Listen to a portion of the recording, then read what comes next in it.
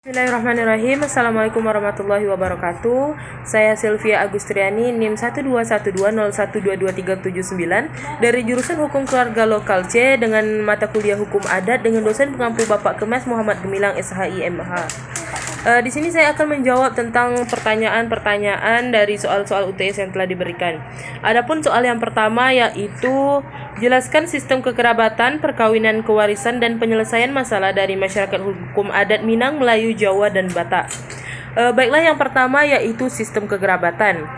Pada suku Batak, di mana di sini saya membahas khususnya Batak Toba, yang mana menganut sistem patrilineal, yaitu anak menghubungkan diri dengan garis keturunan ayah. Di sini juga keturunan laki-laki itu memiliki kedudukan yang lebih tinggi dan mendapatkan hak yang lebih banyak. Sedangkan pada Minang yang mana menganut sistem matrilineal, pembentukan garis keturunan itu diambil dari ibu. Untuk suku Melayu dan Jawa yang menganut sistem parental, di mana anak menghubungkan diri dengan kerabat ayah dan ibu. Artinya garis keturunan itu berasal dari ayah dan ibu. Selanjutnya itu untuk perkawinan, di mana pada suku Batak dan Minang menganut sistem eksogami. Di sini artinya tidak boleh nikah sesuku atau melaksanakan perkawinan atau mengikat janji dengan sesama suku. Yang selanjutnya itu pada Jawa dan Melayu yang mana menganut sistem eleuterogami, di mana tidak mengenal sistem larangan-larangan atau keharusan dalam pernikahan. Selanjutnya dalam kewarisan, dalam Minang itu tidak menganut asas bilateral, tapi mengenal bahwa warisan itu dari keturunan ibu, hanya dari keturunan ibu, karena hanya mengambil dari garis ibu. Terus kalau dari Batak itu terkhususnya Batak Toba yang mana menganut sistem parental itu kewarisan kalau anak perempuan bukan sebagai bagian dari ahli waris dalam keluarga. Sedangkan pada adat Jawa dan Melayu menggunakan sistem kewarisan yang sama, di mana akan mendapatkan warisan setelah sang pewaris itu setelah yang memberikan waris meninggal dunia. Terus penyelesaian masalah dalam Minang itu diselesaikan masyarakat hukum adat bersama kerapatan adat atau ninik mamak. Pada Batak diselesaikan di Dalihan Natolu atau yang biasa disebut dengan tungku tiga kaki bersama ketua adat dan pihak-pihak yang bersengketa. Pada Jawa itu diselesaikan dengan musyawarah dan mufakat bersama ketua adat.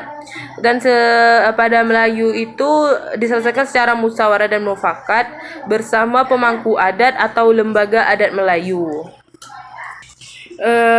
Saya akan menjawab pertanyaan nomor 2, di mana bagaimana sistem perkawinan pada suku Melayu, Minang, Batak, dan Jawa. Yang pertama itu dari Melayu memiliki beberapa tahapan. Yang pertama itu merisik. Merisik itu di mana pihak laki-laki datang menemui orang terdekat dari calon perempuan untuk mengetahui bagaimana watak dan sifat dari calon perempuan tersebut. Terus yang kedua itu meminang. Setelah ada kata sepakat, maka orang tua dan rombongan dari pihak laki-laki akan datang ke rumah calon wanita. Yang selanjutnya ada mengantar belanja, di mana menyatakan bukti kesungguhan dari pihak laki-laki. Terus maksudnya mengantar tanda, di mana menjadi bukti kesungguhan pihak laki-laki. Terus kalau untuk mengantar belanja, memberikan uang perlengkapan pernikahan. Saat uang diserahkan, maka akan ditentukan pula tanggal pernikahannya. Ada pula menjemput, di mana kegiatan untuk membantu pekerjaan dalam majelis perkawinan tersebut. Selanjutnya ada menggantung, berupa kegiatan membersihkan, memasang dekorasi, memasang tabir, dan menghias kamar pengantin. Ada juga disebut dengan berandam atau kegiatan mencukur bulu roma di wajah dan tengkuk pengantin dengan tujuan membersihkan dari segala kotoran.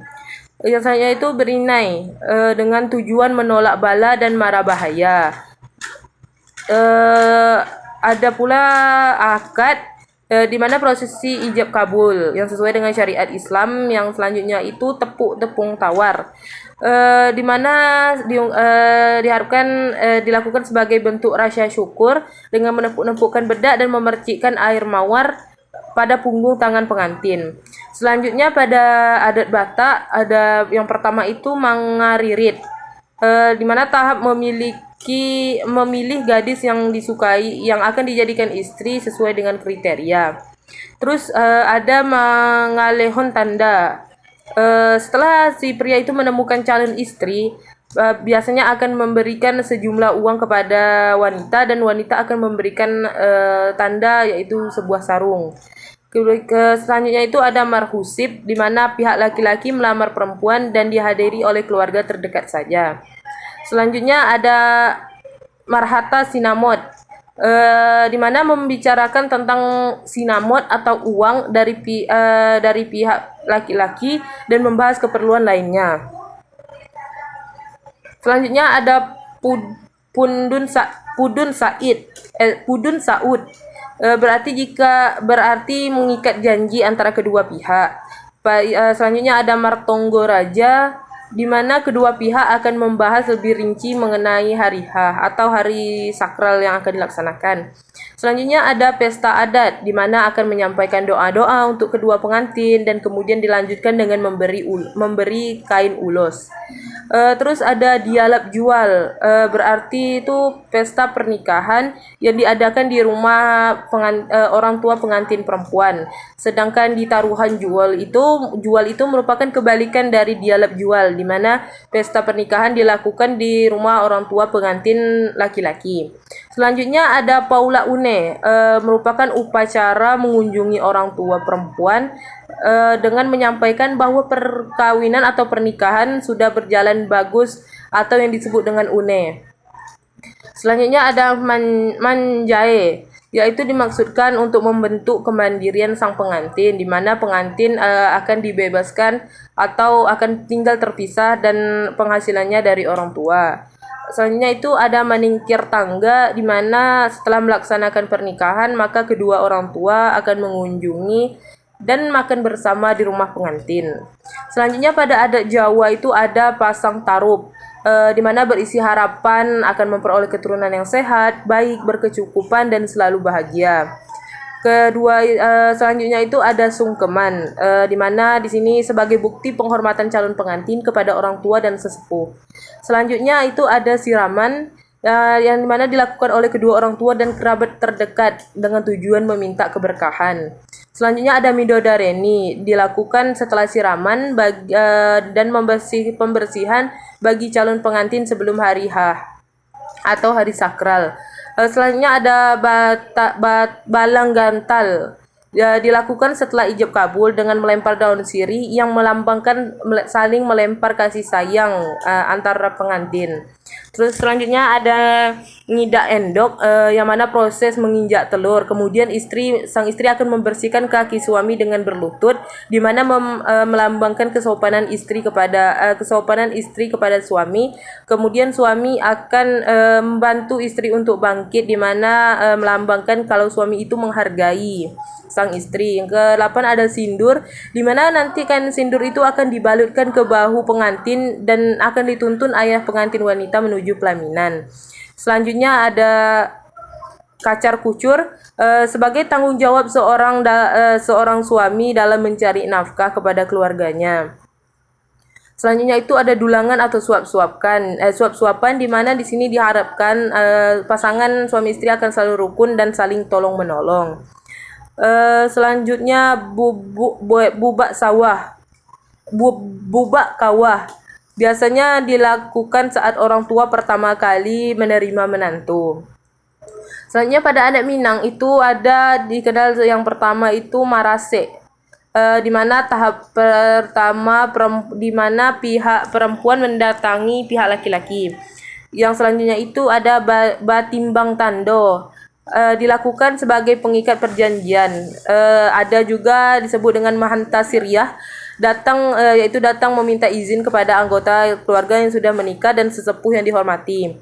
Ada pula malam bainai yang dilakukan sebelum menikah sebagai ungkapan kasih sayang dan doa restu sesepuh kepada kedua mempelai. Selanjutnya manjampui marapulai, menjapui marapulai. Yaitu calon pria akan dijemput ke rumah pengantin wanita yang akan melakukan akad. Yang selanjutnya ada penyambutan anak daro, di mana menyambut kedatangan calon mempelai laki-laki. Selanjutnya ada akad nikah, di mana akad nikah ini sesuai dengan syariat Islam. Ada juga disebut dengan basandiang di Palaminan. Setelah akad nikah itu pengantin akan bersanding di rumah anak daro. Selanjutnya ada memulangkan tando, di mana setelah akad nikah akan mengembalikan tanda sebagai ikatan janji. Ada juga disebut dengan tahapan malewakan gala marapulai, di mana mengumumkan gelar pengantin laki-laki sebagai gelar pendewasaan. Ada juga balantuang kanyang, di mana dilakukan kedua mempelai akan saling menyentuhkan kening, yang mana akan dipimpin oleh para sesepuh. Yang terakhir itu ada mangarwak nasi kuning, di mana melambangkan hubungan suami istri yang harus saling melengkapi.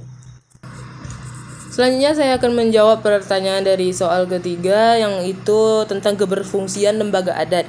Di sini saya akan pada lembaga Batak. Ini artikel saya, di mana di sini saya mengambil peran lembaga Perbato dalam melaksanakan upacara mengokal holi pada masyarakat Batak Toba di Kelurahan Talang Mandi, Kecamatan Mandau, Kabupaten Bengkalis, oleh Sutri Marice Nainggolan, jurusan Sosiologi Fakultas Ilmu Sosial dan Politik, Kampus Bina Widya.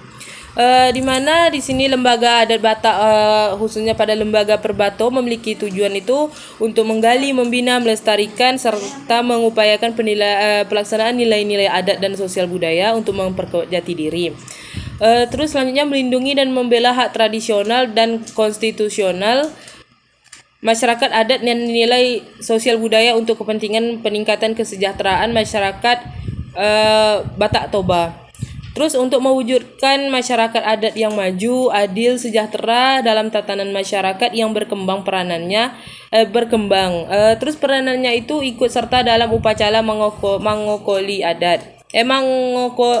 Mangokol holi. Selanjutnya pada adat Melayu, di sini saya mengambil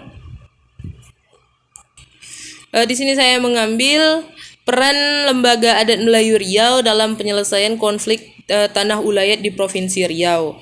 Yang pertama itu dalam menyelesaikan konflik tanah ulayat di Provinsi Riau, Lembaga Adat Melayu Riau juga memiliki peran untuk memproses konflik ini secara aktif dengan ikut mendatangi dan turun langsung ke lokasi konflik tanah ulayat tersebut. Namun dalam menyelesaikan kasus ini tidak mudah dan tidak cepat karena tidak semua pemilik tanah adat mengetahui masalah hukum. Sehingga Lembaga Adat Melayu Riau harus mengikuti aturan yang telah ditetapkan oleh negara.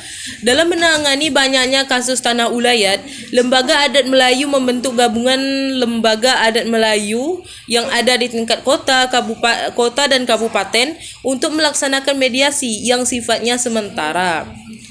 Yang mana dalam kedua lembaga ini sama-sama tentunya memiliki peranan dalam membina, melestarikan dan menjaga budaya-budaya dari masing-masing suku.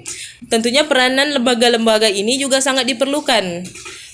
Ditambah dengan di zaman sekarang itu, di mana kebanyakan adat-adat itu sudah mulai dilupakan, dan ini juga merupakan salah satu peranan dari lembaga adat dalam melestarikan adat yang dimiliki oleh masing-masing suku. Sekian jawaban UAS dari saya. Mohon maaf jika ada kesalahan. Assalamualaikum warahmatullahi wabarakatuh.